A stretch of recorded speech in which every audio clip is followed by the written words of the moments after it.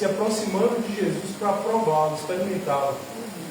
Durante todo o tempo de ministério de Jesus, ele viveu isso. A perturbação dos doutores da lei daquele tempo, para tentar entender se ele era realmente Cristo, quem ele era, porque eles não acreditavam quem ele era. E ali eles se aproximaram, os fariseus e saduceus, para pedir para que ele mostrasse o sinal dos céus. Eu quero que vocês façam um sinal milagroso. E eu queria já desde então falar para vocês o seguinte, que isso não aconteceu só com Jesus. Até hoje, as pessoas perguntam para a gente de alguma forma, você não acredita por que está passando por isso? Você não acredita por que você não faz um grande milagre, um grande sinal?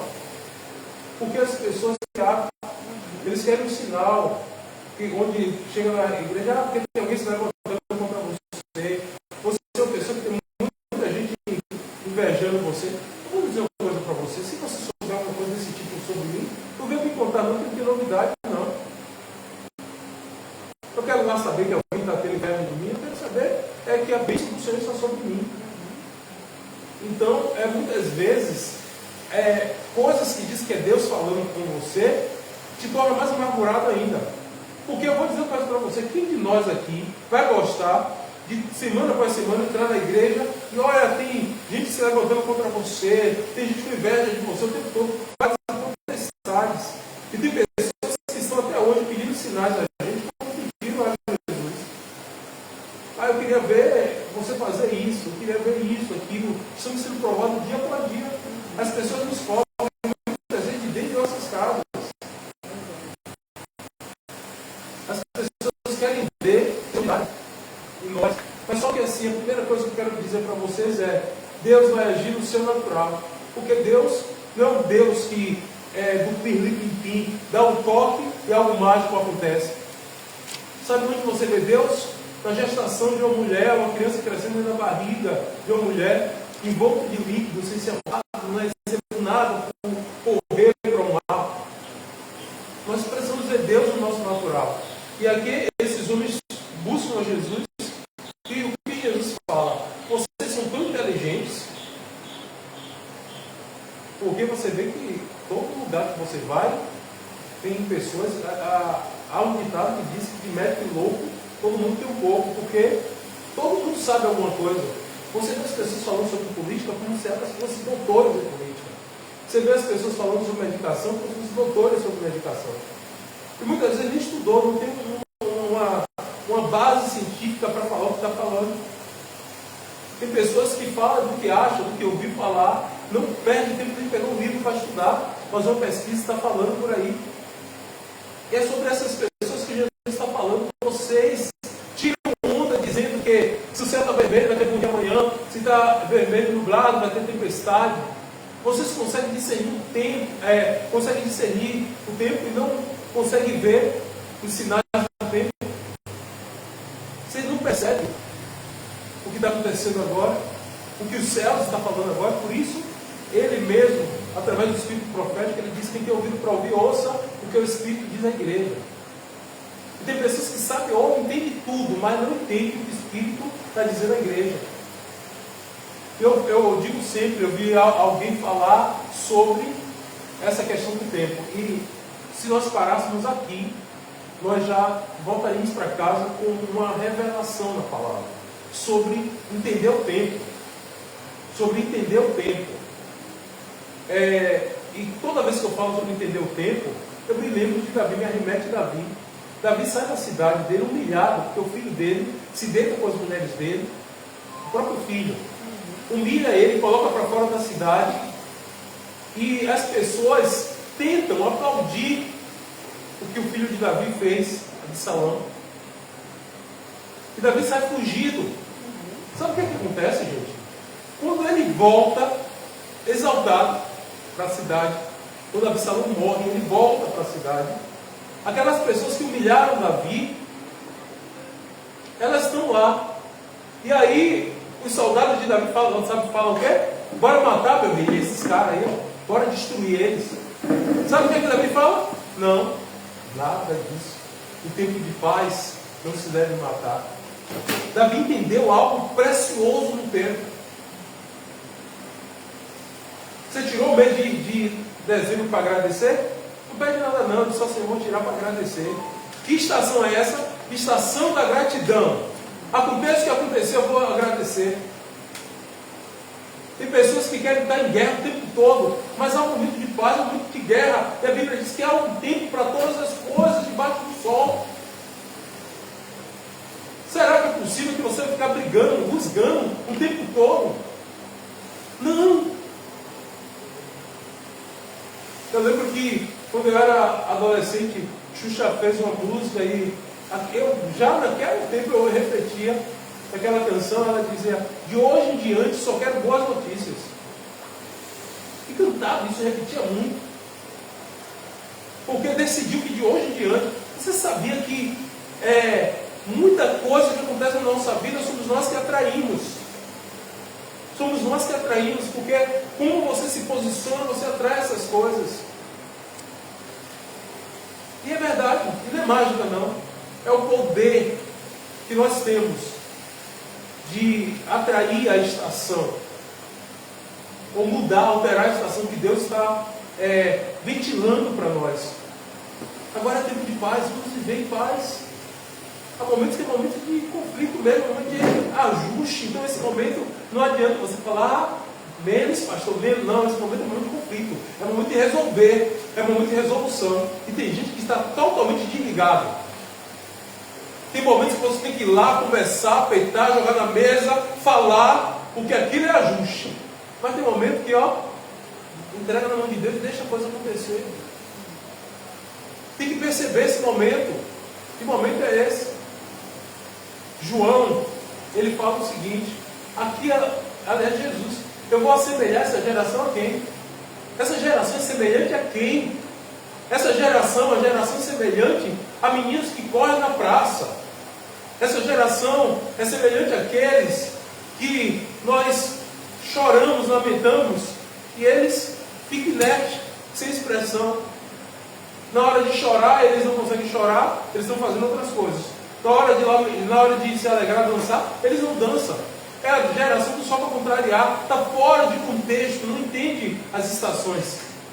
E Jesus está falando justamente aqui de pessoas que sabem ver tudo, acham que é conhecedor de tudo, mas não percebem o que o céu está ventilando agora, o que é que o céu está falando agora, e que tem ouvidos para ouvir, ouço que o Espírito diz à igreja.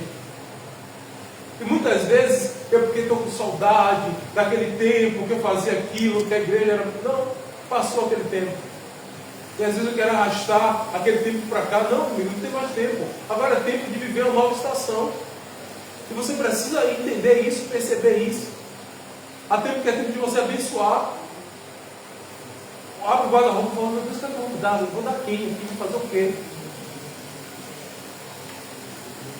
Chega no final do mês e eu quero dar um presente a alguém. Que é isso? É tempo de dar. É tempo de boa medida, recalcada, sacudida, transbordante. E tem que ter esse tempo. Você não pode estar no verão o tempo todo, e quando Deus institui as 4 estações, é porque Ele sabe que você não pode estar da mesma forma o tempo todo. Você precisa entender que precisa mudar as estações. Deus muda as estações.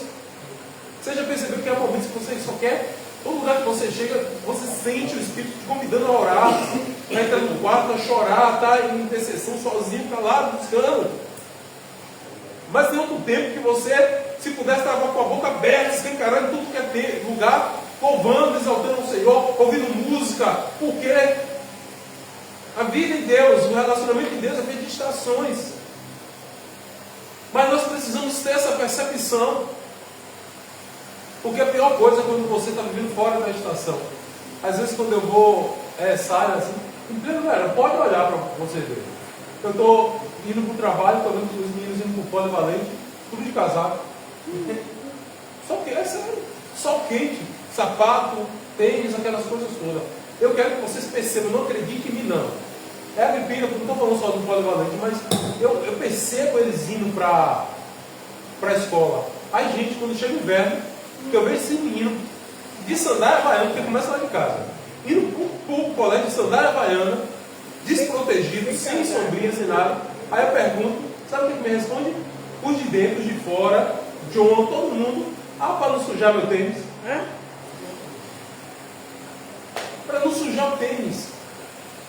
Ah, porque é muita lama, eles usam sandália havaiana. Eles não entendem que o tênis foi feito para proteger os pés, não ele para proteger o tênis. É tempo de inverno, de chuva, pés cobertos. É tempo de verão, pode descobrir os pés.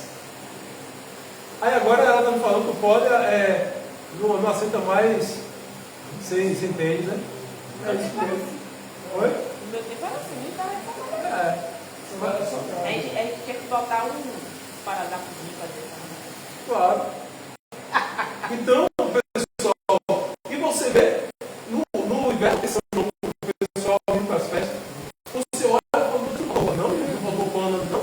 No frio daquele, a gente, com um casaco assim, ó, e a pessoa disse, não, tem alguma coisa que está estranha. Que está estranho, não está batendo. Em pleno frio, a pessoa está daquele jeito. E não adianta dizer, eu não sinto frio. Porque eu conheço umas pessoas que não sentem frio e depois está perto. Mas a ostentação é maior do que a prevenção, a proteção, o cuidado. Então a pior coisa é você ver alguém numa estação que não está se comportando de acordo com a estação. Parece que faz para contrariar. A estação passa e você agora vai para outra estação. Nunca está conectado na mesma conexão da estação dos céus. Há tempo de chorar, há tempo de cantar. Como diz aquele versículo que esse ano foi um dos versículos que mudou minha vida. Eu preguei em 7 lugares diferentes, porque me chamou a atenção. Os campos, o tempo de cantar chegou, o tempo de cantar chegou, a primavera chegou. Então ele está associando a primavera ao tempo de cantar. Tem pessoas que estão um dia de sol desse. Aí hoje eu estava olhando aqui o primeiro louvor que vocês cantaram, eu estava lindo, dizendo isso para Deus. Me livra disso, Pai. Porque eu acho que canta o que está no. Eu não sou aquela pessoa que não tem que cantar isso. Canta o que está na alma. Mas vou dizer uma coisa para você: Deus me deu, Deus tirou bem de ser do Senhor. Chegava e me arrepiei ali, estava dizendo, sai longe de mim, eu paro de cantar, porque não era o que está o contexto da minha alma no dia. Aí eu tinha acabado de falar com Deus ali, eu falei, Senhor, está do dia de sol, que eu estou assim com essa energia, essa alegria dentro de mim, sabe? Acordei numa alegria, no contentamento por dentro da cama, e às vezes a gente acorda, né? Fica sentado naquela preguicinha, que nada, quando eu acordei, já pulei, já fui fazer um café, e disse, uau. Mas eu sei, não estou criticando, dizendo porque eles cantaram, não. Estou falando uma questão pessoal. Eu não consigo cantar. Ah, pastor, vai fingir, vai ser hipócrita. Não é sobre hipocrisia. É sobre o que eu quero que esteja dos meus lábios nessa situação. Entendeu? Então, assim, eu amo tudo. Eu sou a pessoa mais eclética do mundo para a questão do louvor. Mas há momentos que eu sei que nós somos tendenciosos a cantar tudo que está no nosso coração. E às vezes até de forma inconsciente, sabia? Inconsciente. É tanto que tem dia que eu estou cantando assim, cantarolando. Quando eu penso, por que eu estou cantando esse louvor? Mas é o que está proposto para a minha alma, aquele momento. E eu sei que todos nós temos essa questão de identificação com algumas questões, louvores, poesia, filme, tantas coisas assim, ligado à arte. Então, eles discutiam entre si ali, antes disso. Aí o Senhor disse assim, vocês estão pedindo sinal. Vocês acham que entendem tudo e vocês demonstram que não entendem nada, porque não entendem a estação do céu. E a única coisa que eu vou dar a vocês é um sinal. O sinal de Jonas. O sinal do profeta Jonas. Uma geração perversa e adúltera pede um sinal milagroso, mas nenhum sinal lhe será dado, a não ser o sinal de Jonas. Então Jesus o deixou e retirou. Você pensa que ele explicou o que era? Ele jogou e saiu correndo. Eles sabiam o que Jesus estava falando. Porque o sinal de Jonas, eles eram desobedientes. Eles andaram na contramão da estação de Deus. A estação de Deus, naquele momento, era: eu quero converter, eu quero abençoar a cidade de Nínive. E Jonas estava em outra estação, estava no inverno da vida dele. Estava depressivo. Estava dizendo: Senhor, eu não vou não, porque eu sei que o Senhor manda eu ir, dizendo que vai matar todo mundo. Depois ele se converte e o Senhor abençoa todos eles. Jonas estava na contramão da estação de Deus. Deus estava querendo salvar e Jonas condenar. E ele disse o seguinte: eu só vou dar um sinal de Jonas, porque vocês estão perversos de coração e uma geração adulterada. Eu vou fazer com que vocês sejam engolidos pelo peixe desse tempo. Vocês vão ter que experimentar isso. Vocês vão ver o sinal de Jonas. O sinal de Jonas é esse. Vocês não vão ver, vocês vão estar quando Jonas ora, ele diz: eu estou no ventre do inferno. A oração do ventre da baleia é essa, do peixe é essa. Eu estou no ventre do inferno, minha alma clama ao Senhor. Então ele está dizendo que ia trazer dias caóticos, infernais, para aquela geração, para que essa geração percebesse a estação. E aí, ele continua, ele ignora ali e fala isso, ó, mete pé. E aí, indo os discípulos para o outro lado do mar, esqueceram-se de levar pão. E disse-lhe Jesus: estejam atentos e tenham cuidado com o fermento dos fariseus e dos saduceus. Aí, olha o que nós estamos falando aqui. Estamos falando sobre ignorância. Estamos falando sobre a falta de discernimento, de percepção das coisas dos céus. Ele acabou de falar com os fariseus e saduceus, e talvez os discípulos acharam que aquilo não era para eles. Mas acontece uma coisa logo após, que mostra que os discípulos estão no mesmo lugar dos fariseus e saduceus, ignorando as estações, o tempo, a revelação dos céus. E aí ele fala, os discípulos esquecem pão, e ele diz: mas cuidado com os fermentos saduceus e fariseus. Sabe o que é que os discípulos pensaram? Que Jesus estava recriminando eles por não trazer pão, ou então proibindo eles de comer pão. Foi isso. Aí Jesus disse: você não lembra não que eu multipliquei pão? Multipliquei por 2 vezes, alimentou não sei quantas pessoas. Não tenho nada contra pão, não. Não tenho nada contra o pão. O que eu estou falando aqui é sobre o fermento, a fermentação, o acréscimo dos fariseus, dos homens, em relação à palavra, em relação à mensagem que está sendo pregada. E vou dizer para vocês, hoje eu entendo isso mais do que nunca. Infelizmente nós que ministramos a palavra precisamos ter um cuidado ao ouvir, ao falar, porque muitas vezes nós alteramos a palavra do Senhor. Alteramos a partir da nossa percepção, do nosso conhecimento, ou às vezes da nossa experiência. Da nossa experiência. Eu estava olhando uma ministração de uma determinada mulher. Ela ministrava e ela estava tão cítrica, azeda, que ela preparava toda aquela plateia de mulheres. Eu acho que a maioria das mulheres ali, quando chegou em casa, brigou com seus maridos, porque possivelmente ela foi traída, e ela era uma pessoa que falava o tempo todo para vigiar, que nós precisamos vigiar, porque tem muitas mandadas do inferno, e falava das mulheres estranhas, e falava das prostitutas, das adúlteras, tudo isso. Não pode falar não, pastor? Pode sim.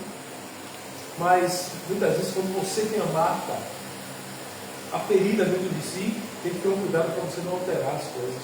Porque você às vezes fala como se todas as mulheres fossem perigosas, todas as mulheres quisessem ser o marido, todas as mulheres quisessem roubar os homens dos outros. E não é assim não. Tem que ter cuidado com isso. Isso é fermento, isso é alteração. Usa a palavra de Deus e bota muito mais de você do que de Deus. E vou dizer uma coisa para você: o desespero da minha alma é sempre esse: Senhor, não me deixa pregar sobre o que eu estou sentindo, me deixa pregar sobre o que é a sua verdade, independente de sentimentos. Porque muitas vezes nós viemos aqui para desabafo. Viemos aqui para desabafo. Às vezes, inconscientemente, você está dando pitaco ali, está tocando no outro ali, está falando no outro ali. Tem que ter cuidado com isso. Tem que ter cuidado com isso. Porque isso também é fermento.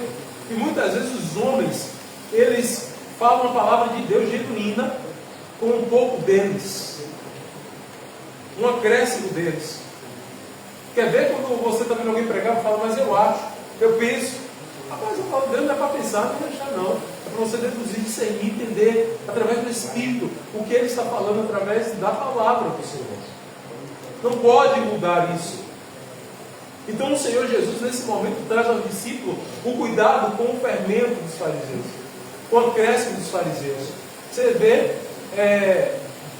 tem algumas palavras que o Senhor não abre mão, não negocia. Perdoai-vos uns aos outros. Perdoai-vos, pois, uns aos outros. Aí, quando você vê pessoas ministrando, eu acho estranho isso.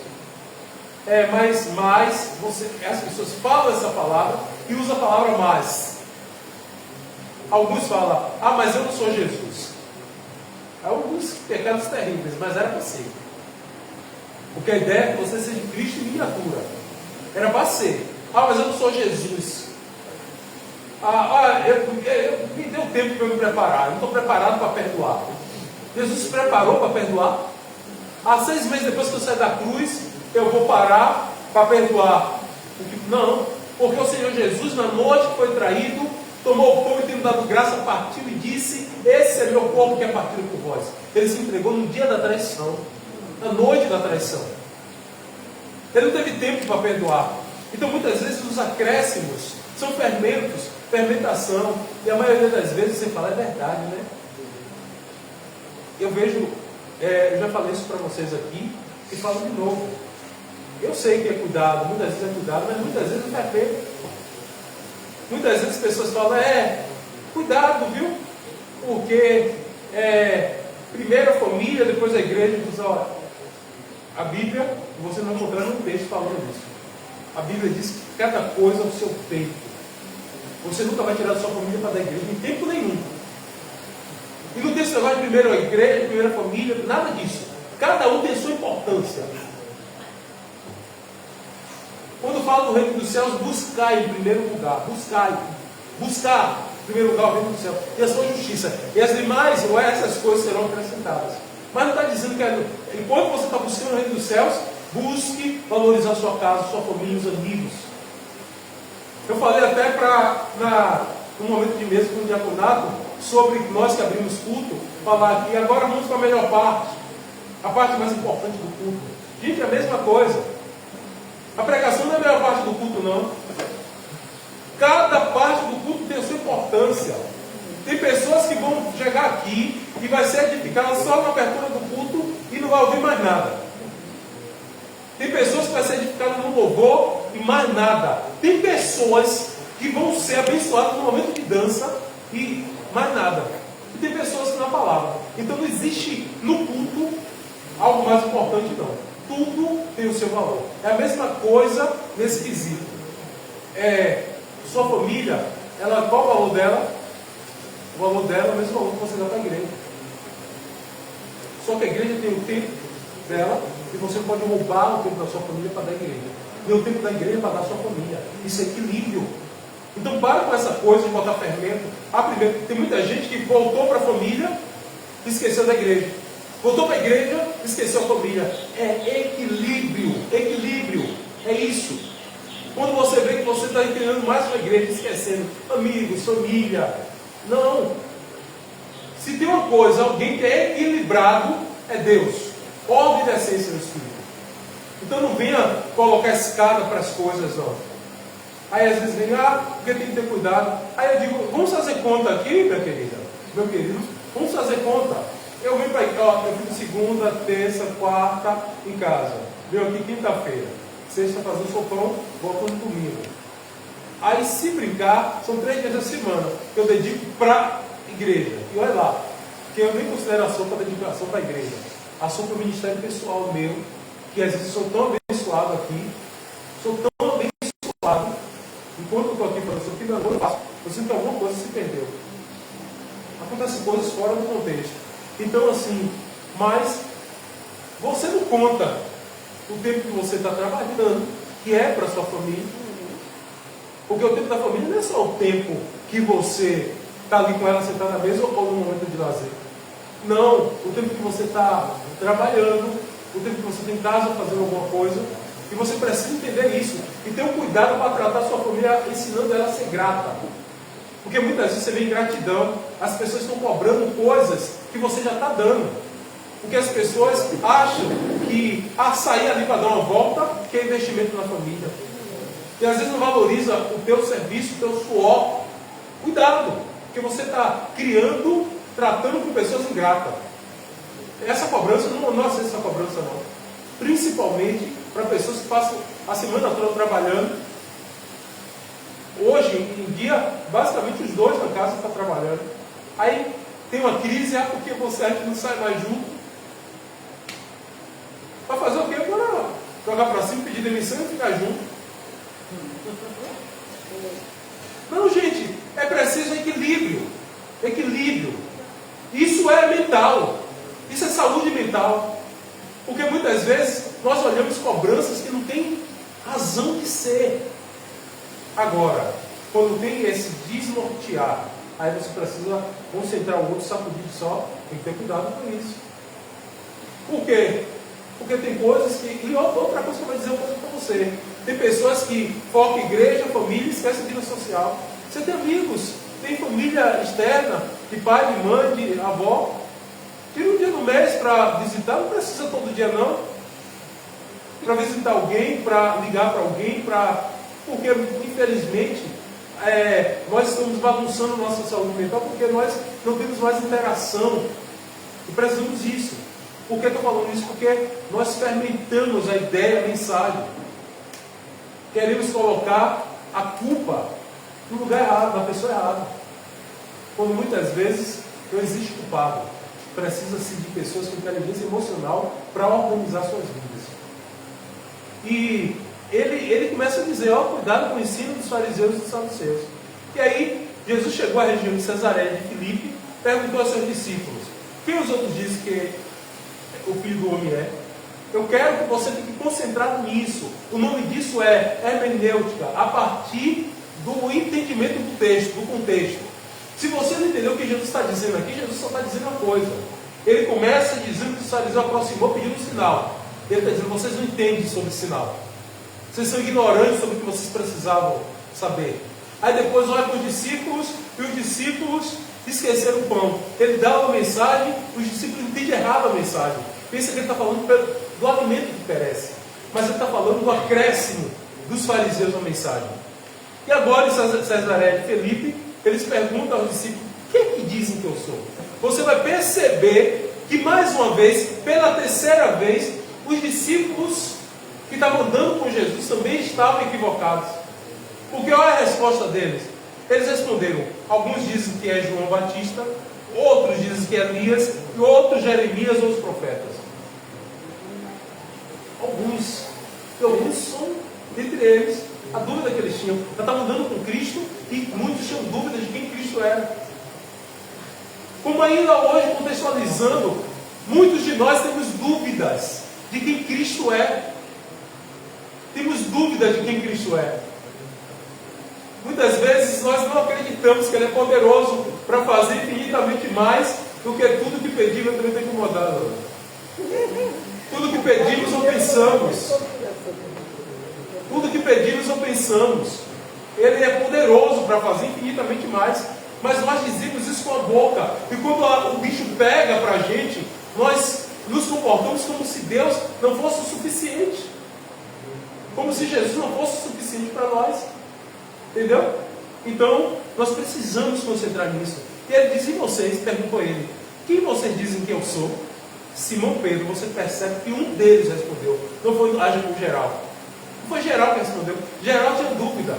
Mas esse cara inconstante, que tropeçou, catou fichinhas nas páginas do Novo Testamento, ele diz o seguinte, tu és o Cristo, o Filho de Deus, do Deus vivo.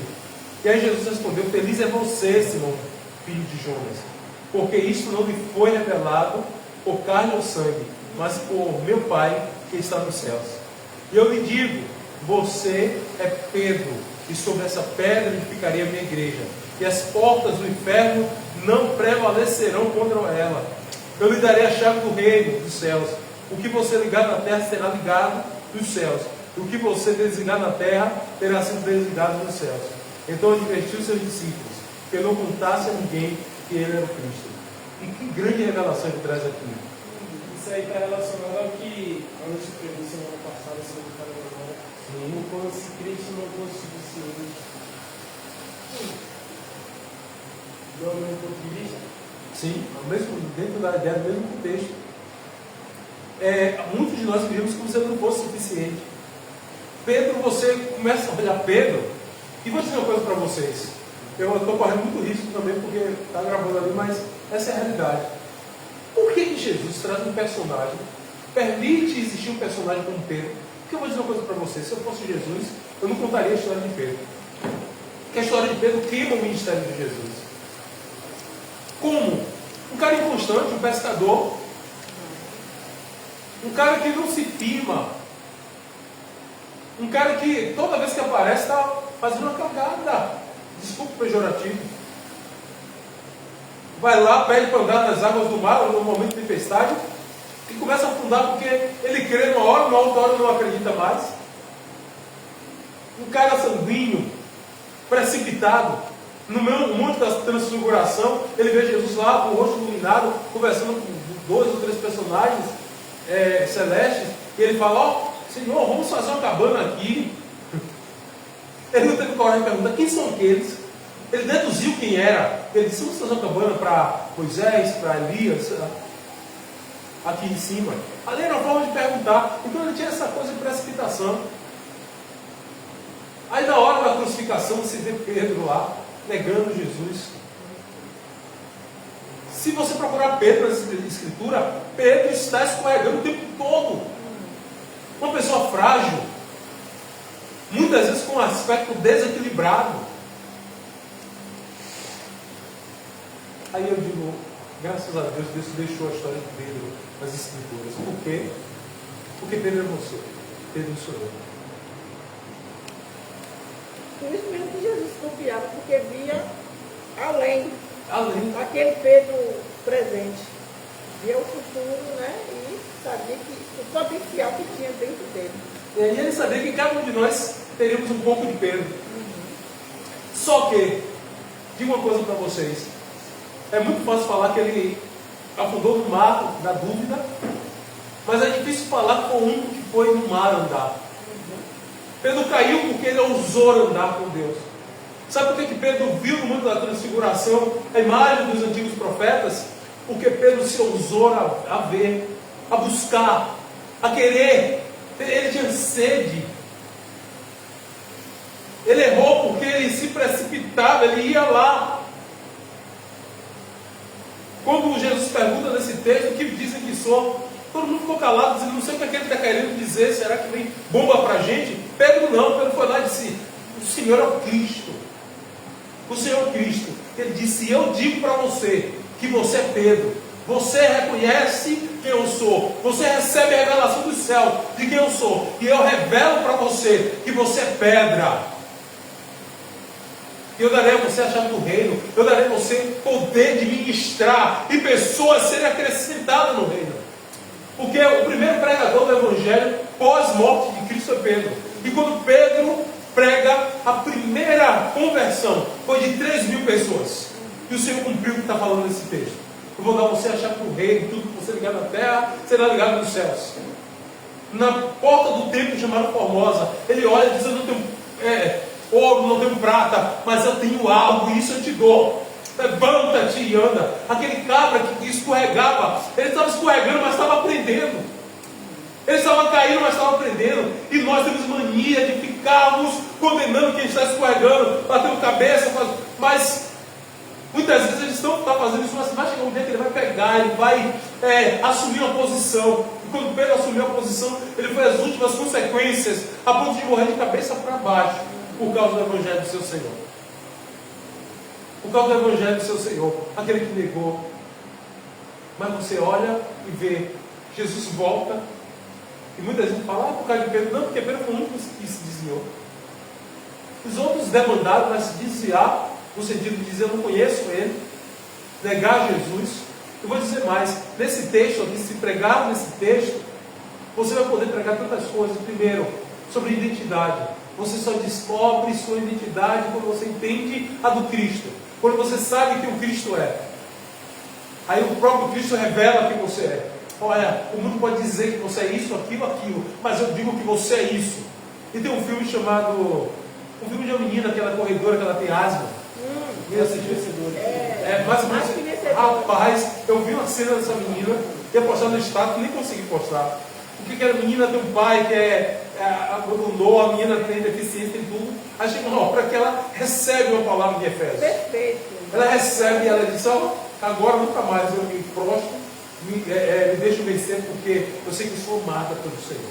Eu sei que Ele morreu por mim. E agora ela recebe a revelação de quem ela é. E depois que ela recebe a revelação de quem ela é, nunca mais ela se prostra, se dobra diante das dificuldades. Nunca mais. E vou dizer uma coisa para você, não é só capengamos, ficamos nessa, porque eu não presta, porque eu sou isso, eu sou aquilo. Enquanto você não entende a revelação do Cristo, quando você entende a revelação do Cristo, ninguém diz que você é isso ou aquilo. Não precisa não, já sei quem eu sou. E nós temos dificuldade de lidar com pessoas que têm esse tipo de comportamento. Nós chamamos de metido, de tirado, se achando, querendo ser mais santo do que o outro. Nós não gostamos, mas o certo é você não esperar que o outro diga quem você é. O certo é você definir isso a partir da revelação do Cristo. Então, essa é a verdade. E o que é que acontece? Jesus volta. Jesus volta para você. Duas coisas que têm mexido comigo demais esses dias. Uma revelação dentro de mim. Quando a mulher, eu vi o vídeo da mulher no Betioso, da mulher com fluxo de sangue. Misericórdia. Eu assisto 1000 vezes e meu coração parece que dá uma diarreia o tempo todo. E quando eu estou assistindo, eu ouço o Espírito Santo falar: paralise Jesus. Ele diz que uma ação sua pode parar Jesus. A ação daquela mulher parou Jesus. Jesus estava sendo apertado, ele estava indo para uma direção, mas a fé daquela mulher parou Jesus. E ele me pergunta: a sua fé, ela tem esse poder de paralisar Jesus e você chamar a atenção dele? Jesus quer ouvir teu respirar, tirar teu fôlego com minha fé e te adorar. Jesus, tu és o pão que me dá vida, o verbo vivo que desceu dos céus. Venha aquecer meu frio coração com teu amor. Você consegue chamar a atenção de Deus com sua fé? Aquela mulher, ela não se rebelou, ela não gritou, não voltou no monte, estou te adorando, Senhor. Ela foi nas entrelinhas das sombras e tocou nele e conseguiu paralisar ele. E toda hora o Espírito pergunta: você consegue parar ele? Você consegue parar ele? E nós precisamos disso. Entender que Pedro parou Jesus. Jesus poderia, morreu, tinha se ressuscitado e ir embora. Mas ele disse: tem um negócio que eu tenho que resolver. Tinha um menino que corria atrás de mim, fazia muita cagada, parecia um meninão mesmo, mas tinha um coração perfeito, maravilhoso. E tinha o desejo de me conhecer. Mesmo errando, tinha o desejo de me conhecer. Antes de voltar para o céu, eu vou lá resolver essa parada. E eles estão pescando no Genezaré. E aí Jesus chega e diz assim: vai pescar daquele lado. E eles apoiam a quantidade de peixe, mas quando Pedro diz, entende que é Jesus. Ele, para você entender quem é Pedro. Para você entender quem é Pedro. Eu estou falando tudo isso também porque o Senhor me trouxe uma orientação para o ano 2026, que tem muito a ver com Pedro também. E Pedro se lançou na água porque Pedro se sentiu sujo diante da vida e da pureza que estava diante dele. Tem pessoas que estão diante de Jesus, está todo sujo, está se achando. Porque o Senhor me entende, o Senhor não. Pedro não quis saber isso, ele se jogou na água. Chegou no outro lado, ele viu Jesus já tinha um peixe assado, pão na brasa ali, e o que Jesus fez ali foi dizendo assim: eu vim te resgatar, dizer para você que eu estou deixando para lá aquilo que você fez, porque eu conheço teu coração, você me ama mesmo, você me ama mesmo. Ele, tu sabes que eu te amo. Chega um momento que ele chora, e agora ele tem que responder mais que ama o Senhor. Ele disse: eu sei que tu discernes corações. Eu sei que você percebe a intenção do coração. E o Senhor sabe que eu te amo. Ele disse, então vai, arrebanha os meus. Abraça os meus. E conduz a graça. E ali ele estava colocando um apostolado sobre Pedro. E dizendo, olha, eu confio em você para dar sequência à mensagem que você ouviu nesses dias. E esse é o Senhor. E esse é Pedro. Desde aquele momento, capítulo 21, versículo 21, Jesus começou a explicar aos seus discípulos que era necessário que ele fosse para Jerusalém e sofresse muitas coisas nas mãos dos líderes religiosos, dos chefes dos sacerdotes e dos mestres da lei. Eu quero chamar a atenção de vocês só para isso aqui. Toda vez que a gente fala que Jesus sofreu, você pensa que só foi um órgão, uma entidade que fez isso. Entidade no sentido de governo. Mas ele está dizendo aqui, líderes religiosos, chefes dos sacerdotes, os mestres da lei, chefes dos sacerdotes e dos mestres da lei.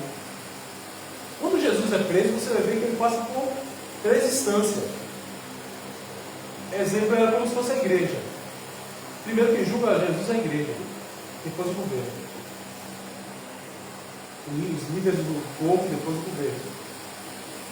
Então, Jesus prega pela Galileia inteira, Cesareia de Filipe, Nazaré, mas agora ele vai para o centro, para a capital, digamos assim. E ele sabia que lá era o lugar da morte dele. Ele seria entregue a essa renca. E aí,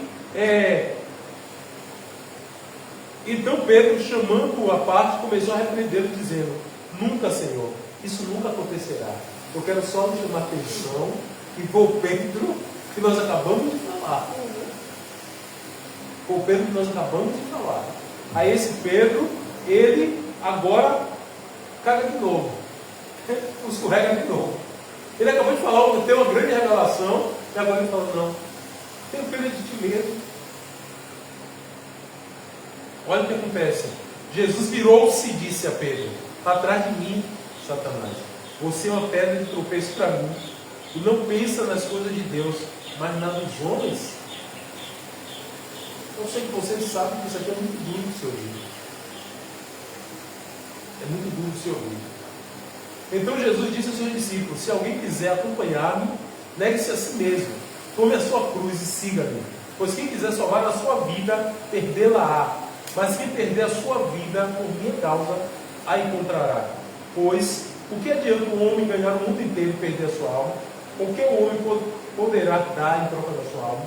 Pois o Filho do Homem virá na glória do seu Pai com os seus anjos, então recompensará cada um de acordo com o que tenha feito. Garanto-lhes que alguns dos que aqui se acham não experimentarão a morte, antes de ver o Filho do Homem vindo em seu reino. Vindo em seu reino. Então, eu quero só chamar a atenção de vocês que nesse momento ele está advertindo Pedro. Satanás significa inimigo. Ele fala, você não vê que é inimizade, que você está se comportando como meu inimigo, você está querendo me tirar a graça de ser quem eu sou. Eu vim para isso. Eu vim para morrer. Eu tenho avisado vocês que eu vou ressuscitar ao terceiro dia. Mas eu sei que movi o coração de Pedro, não é malignidade, mas está dando cuidado. Porque nesse momento eu tenho cuidado, que isso pode ser fermento. Outra pessoa pode ouvir isso e gostar e desistir do projeto de vida. Quantas pessoas têm um ministério estabelecido pelo Espírito Santo e começa a hesitar por causa de palavras dos outros? Eu vi certa vez alguém dizer assim, porque eu estou na igreja fazendo escada para os outros subir, porque era obreiro, fazendo escada para os outros subir. Quem é que estava subindo? O pastor, como se o pastor fosse dono do comércio. E ele estava, eu disse, não entendeu nada, que aqui não é comércio, isso aqui não é de homem, isso aqui não é de pastor, é do Senhor, é do reino do Senhor. E as pessoas estavam com esse discurso e falou para mim, eu vou fazer escada para os outros subir. Então Pedro estava com esse entendimento, estava fermentando dessa forma. Não, tenho dó de ti mesmo. E aí ele disse, não, você não entendeu. Você não entendeu.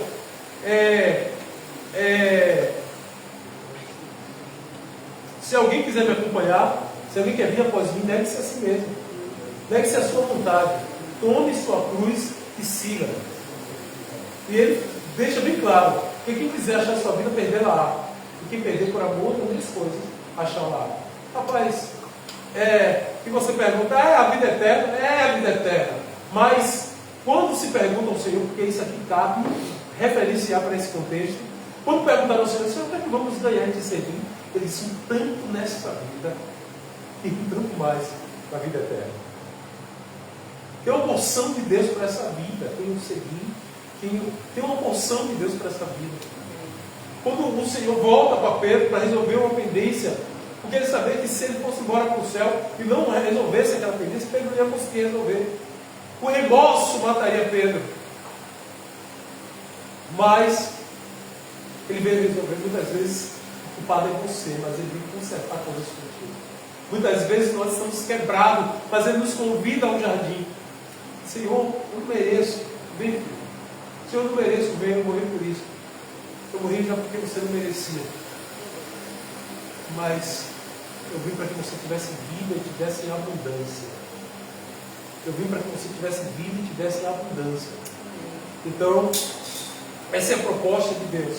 Esse texto é rico porque ele nos traz primeiro uma mensagem que nos diz que nós somos equivocados no entendimento de muitas coisas sobre o Senhor.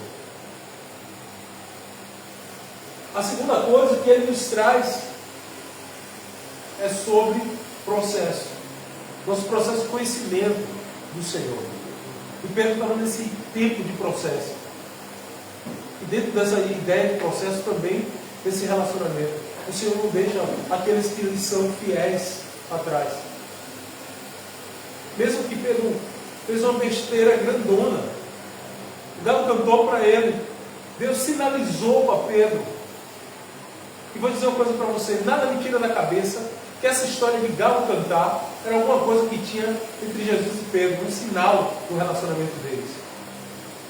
Eu acho que Pedro nunca mais foi em paz ao ouvir o galo cantar. E toda vez que o galo cantou, ele lembrava do seu relacionamento com Jesus. Eu não devo negá-lo. Eu não devo negá-lo. Eu devo ser fiel a Ele. Talvez nós tenhamos um sinal. Com música, quem sabe, um som. E toda vez que nós ouvimos, nós lembramos que nós não devemos negar Jesus.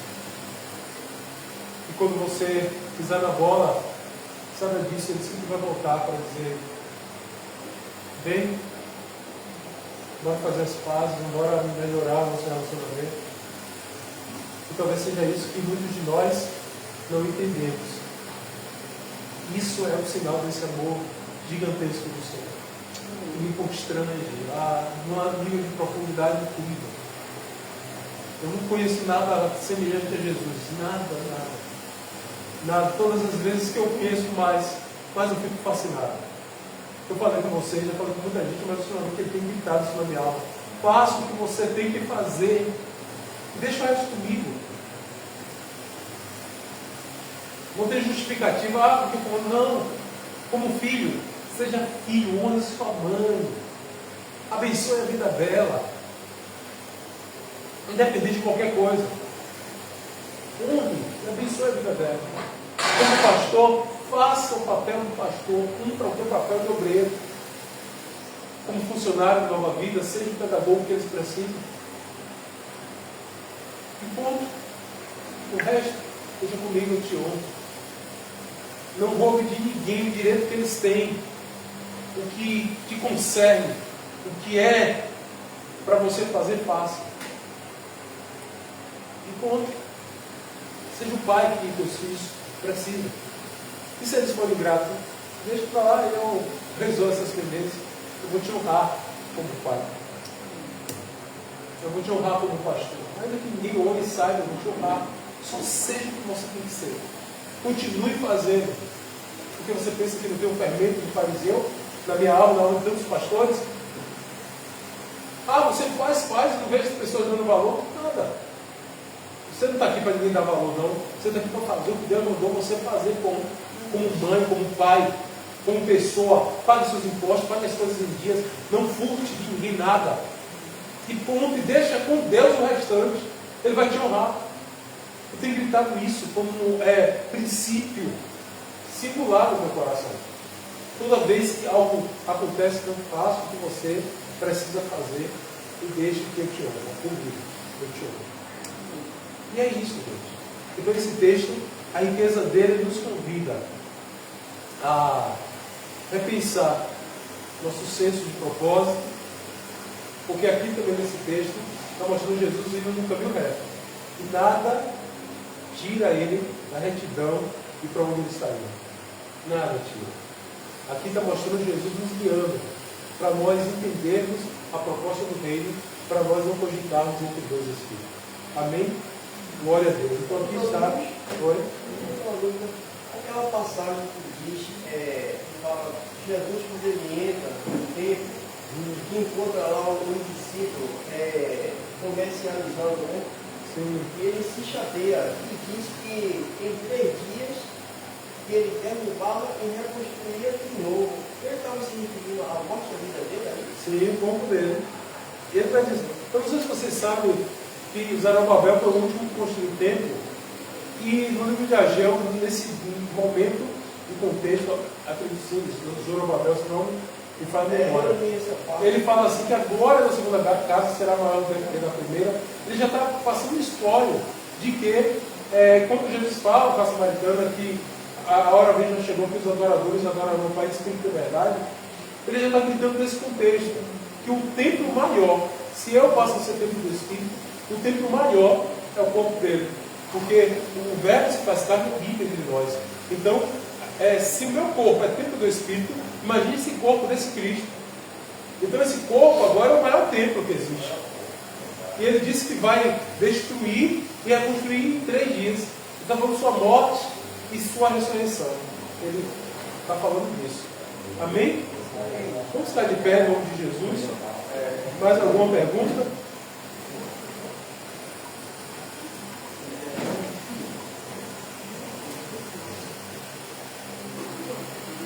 Jesus volta.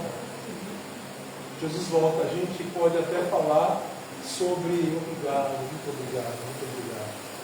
A gente pode até falar como a expressão Jesus volta, a gente pensa de arrebatamento. Mas a expressão dessa manhã de Jesus volta é que ele vai sempre voltar para você. Quando tudo parecer perdido, ele vai voltar para você. Ele vai vir dizer assim, eu vim te dar a mão para levantar, vamos seguir. Eu sei que é difícil o caminho, eu sei que tem sido uma barra para você, mas eu estou aqui com você. E vai chegar dia que só a presença dele vai fazer diferença. Não precisa fazer nada, só em saber que ele está conosco. Teremos força para seguir.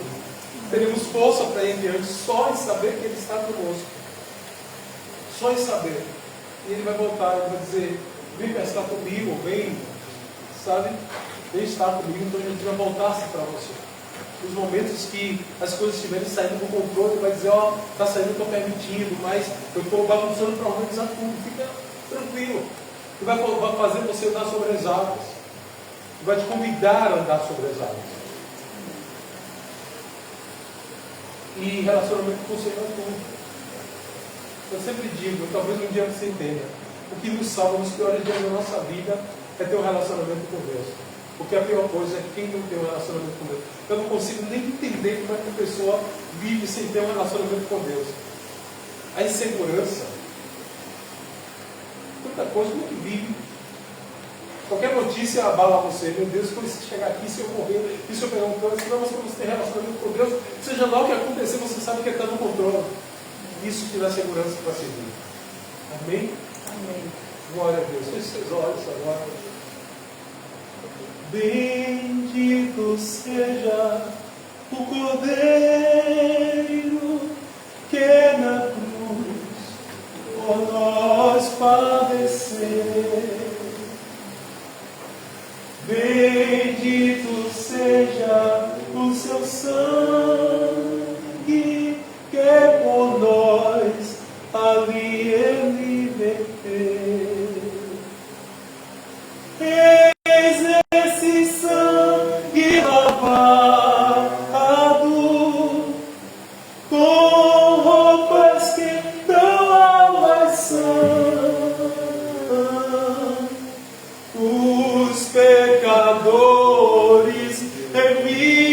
escolhidos que perante seu Deus hoje estão.